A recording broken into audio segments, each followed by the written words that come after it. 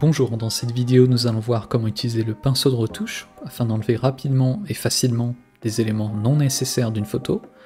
C'est particulièrement utile pour des portraits, pour enlever des légers défauts de visage, pour des photos de paysage, pour enlever des éléments qui cachent un petit peu la photo. Je précise que je suis sur Lightroom classique, mais même sur le Lightroom normal ou une ancienne version de Lightroom, le pinceau de retouche sera toujours là, il s'utilisera de la même façon. Il sera juste situé à un endroit un petit peu différent. Tout d'abord, je me trouve dans la bibliothèque, où j'ai 3 photos que je vais modifier.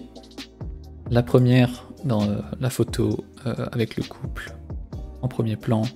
On peut voir qu'en arrière-plan, il y a une petite bouée qui se trouve ici, que je vais essayer d'enlever.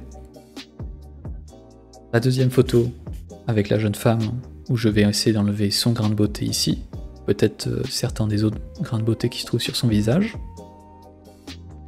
Et la troisième photo, avec le monsieur qui est en train de courir sur la route. Donc je vais essayer d'enlever le monsieur totalement de la photo. Je vais commencer par cliquer sur développement. Et on va commencer par la première photo. Cliquer sur le mode loop pour avoir le plein écran de la photo. Et ensuite, pour trouver le pinceau de retouche, il se trouve ici, au niveau du pansement. Donc ce que je peux faire, d'abord de zoomer sur l'élément de la photo que j'aimerais enlever, cliquer sur le pansement, ou cliquer sur Q au niveau du clavier.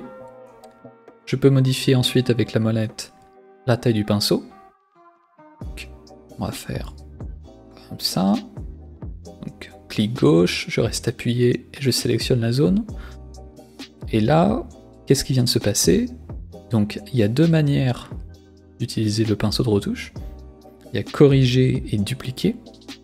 Dupliquer, en fait, c'est un copier-coller.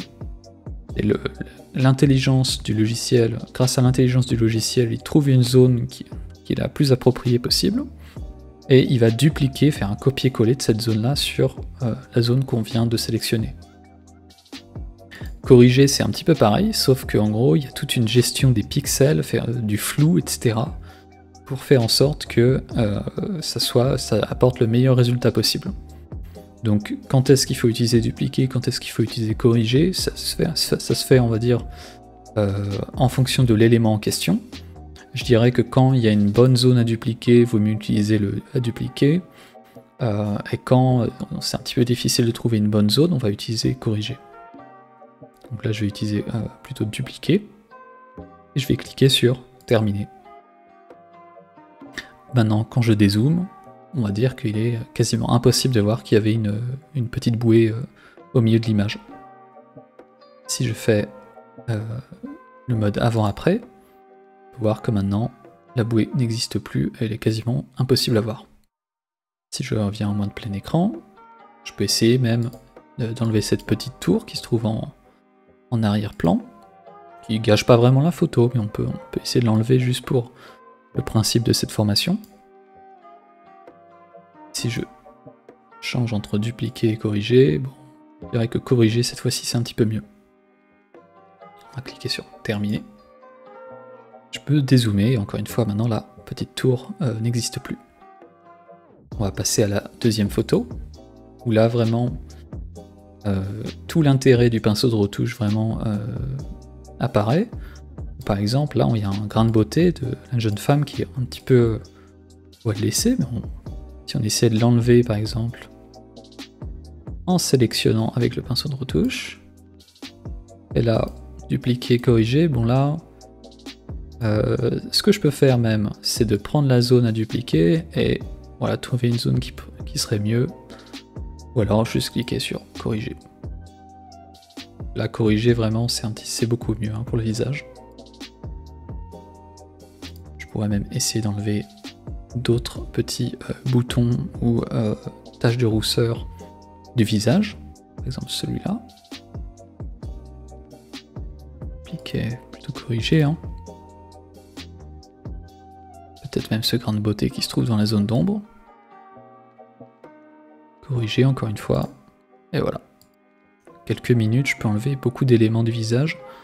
Et si je vais dans le mode avant-après, on peut voir que vraiment là c'est beaucoup mieux.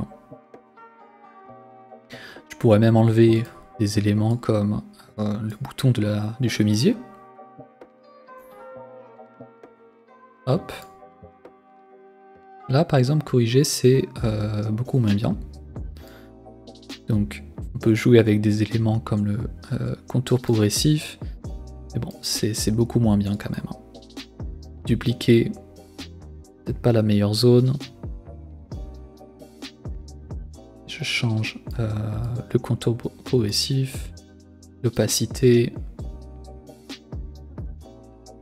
Et donc corriger peut-être. Ça se fait vraiment grâce à l'expérience.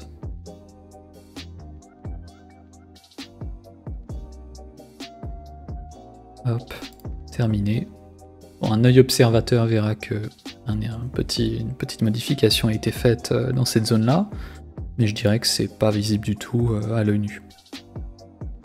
Dans la troisième photo maintenant, on va essayer d'enlever cet individu qui est en train de courir sur la route. Donc encore une fois, je clique sur le petit pansement, je sélectionne la zone désirée, et voilà. Donc, encore une fois, corriger, cette fois-ci c'est beaucoup mieux. Ça va prendre tous les pixels qui se trouvent ici et les répartir au meilleur endroit possible en ajoutant un petit peu de flou si nécessaire. Et voilà. Bon. C'est vrai que là c'est difficile à voir quand même. Voilà comment utiliser le pinceau de retouche, vous savez tout. Si vous avez des questions, vous pouvez les poser dans les commentaires et je ne manquerai pas de vous répondre. Si cette vidéo vous a plu, n'hésitez pas à cliquer sur le bouton j'aime et à vous abonner à la chaîne. Merci beaucoup. Au revoir.